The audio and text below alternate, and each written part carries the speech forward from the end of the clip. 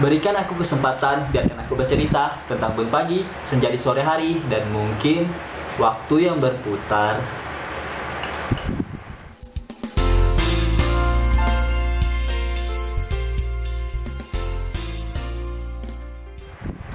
Oke, ketemu lagi di acara Promkes Gizi bersama saya Kumbangga Tulistiwa. Dimana pada episode kali ini kita akan membahas tentang MPASI, yaitu makanan pendamping ASI.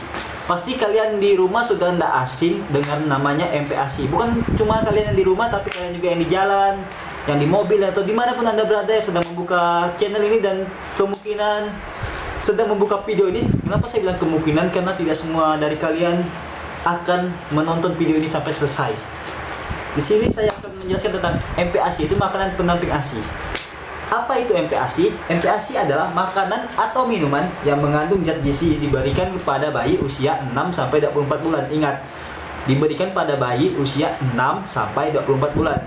Mengapa 6-24 bulan? Karena bayi di bawah umur 6 bulan atau 0-6 bulan harus mengkonsumsi ASI secara eksklusif tanpa tambahan makanan lain. Jadi karena itu MPASI dikonsumsi setelah bayi berumur 6-24 bulan. Di mana MPASI ini bisa berupa makanan padat, cair, yang diberikan secara bertahap sesuai dengan usia dan kemampuan pencernaan bayi dan anak. Mengapa bayi dan anak? Karena bayi itu merupakan anak. Ingat sekali lagi, bayi adalah anak, jadi tolong jaga bayi Anda dengan baik, karena itu adalah titipan dari Yang Maha Kuasa. Kapan bayi mendapatkan MPASI? Sekali lagi tekankan, jika Anda ada yang bertanya kapan bayi mendapatkan MPASI, sekali lagi ditekankan, bayi mulai mendapatkan MPASI atau makanan pendamping ASI itu mulai usia 6 bulan sampai dengan 24 bulan.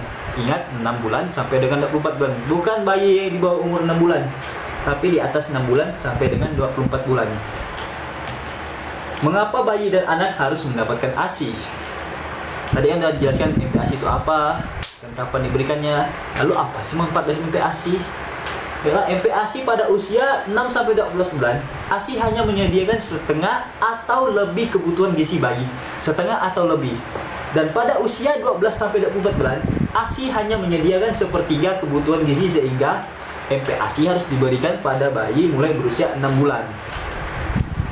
MPASI harus mengandung zat gizi mikro seperti vitamin dan mineral yang cukup untuk melengkapi zat gizi mikro yang sudah kurang pada ASI dan tidak dapat memenuhi kebutuhan bayi.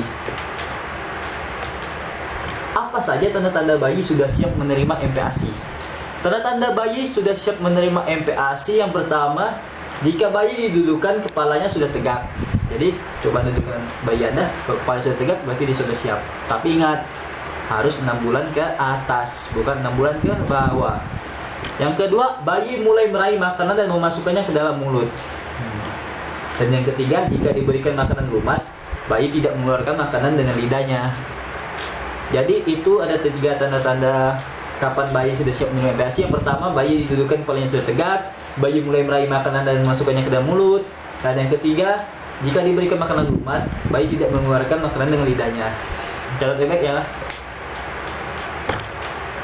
Alasan yang kurang tepat sehingga bayi mulai diberikan MPASI. Maaf, itu suara lain dari HP, maaf yang ganggu. Alasan yang kurang tepat sehingga bayi mulai diberikan MPASI. Pertama, ibu atau pengasuh melihat bayi merasa lapar seperti memasukkan tangan ke dalam mulut, itu merupakan perkembangan normal dan ini bukan tanda bayi lapar. Jadi kalau bayi Anda di bawah 6 bulan memasukin tangannya ke dalam mulut atau ngisap jari jempol, itu jangan khawatir, itu bukan berarti karena dia lapar, tapi karena dia perkembangan motoriknya sudah baik, atau adanya perkembangan dari motoriknya atau perkembangan pokoknya. Yang kedua, ibu atau pengasuh percaya bahwa bayi sudah berkurang minum ASI sehingga ibu mulai memberi MPASI. Ketiga, ibu atau pengasuh merasa kenaikan berat badan bayi tidak sesuai yang diharapkan. Dan yang terakhir, pengaruh orang lain seperti tetangga, ibunya, petugas kesehatan, dan bahkan iklan makanan bayi. Jadi sekali lagi, jangan pernah memberikan MPASI atau makanan apapun sebelum bayi Anda berusia 6 bulan. Nah, tadi kita sudah panjang lebar membahas tentang MPASI. Apa saja sih macam dan bentuk MPASI? MPASI ada 2. Yang pertama adalah MPASI dari bahan makanan lokal yang dibuat sendiri. Dan kedua adalah MPASI pabrikan yang diportifikasi dalam bentuk bungkusan kaleng atau botol yang biasa ibu beli di supermarket. Ayo ngaku. Tapi ingat, itu hanya untuk bayi berusia 6 bulan sampai 24 bulan, bukan 6 bulan ke bawah ya Bu, sekali lagi ditekankan kan 6 bulan ke bawah, tapi 6 sampai 24 bulan. Bentuk MPASI ada berbagai macam. Yang pertama, satu makanan lumat, yaitu sayuran atau daging, ikan, telur, tahu, tempe, dan buah yang dilumatkan disaring seperti tomat sari, pisang lumat halus, pepaya lumat, air jeruk manis, bubur susu, dan bubur ASI. Itu makanan yang sangat lumat sekali yang sehingga mudah dikonsumsi oleh bayi. Yang kedua ada makanan lembik atau dicincang, di mana makanan dicincang seperti bubur nasi campur, nasi tim halus, bubur kacang hijau yang lembik atau yang dalam bentuk cincang kasar begitu. Dan yang ketiga adalah makanan keluarga, itu seperti makanan biasa kita konsumsi sehari-hari, yaitu bisa nasi dan sebagainya. Jadi MPASI ada dua. Yang pertama MPASI di bahan makanan lokal yang kita buat sendiri, dan kedua dari MPASI pabrikan. Dan bentuk MPASI ada tiga, yaitu pertama makanan lumat, yang kedua makanan lembik atau dicincang, dan yang ketiga makanan keluarga. Bagaimana sih pola pemberian ASI dan MPASI pada bayi dan anak? Pola pemberian ASI dan MPASI pada anak dapat di tabel di bawah ini, di mana umur 0 sampai 6 bulan bayi hanya mendapatkan ASI tanpa tambahan makanan lain. Dan ketika bayi baru umur 6 sampai 9 bulan, selain ASI, bayi juga boleh mengkonsumsi makanan lumat. Artinya sudah bisa mengkonsumsi makanan lumat.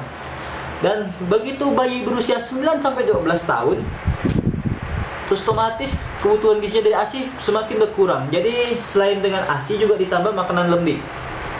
Dan setelah bayi umur 12 sampai 24 tahun, selain ASI juga mulai diperkenalkan pelan demi pelan, yaitu makanan keluarga seperti yang kita biasa makan atau konsumsi sehari-hari.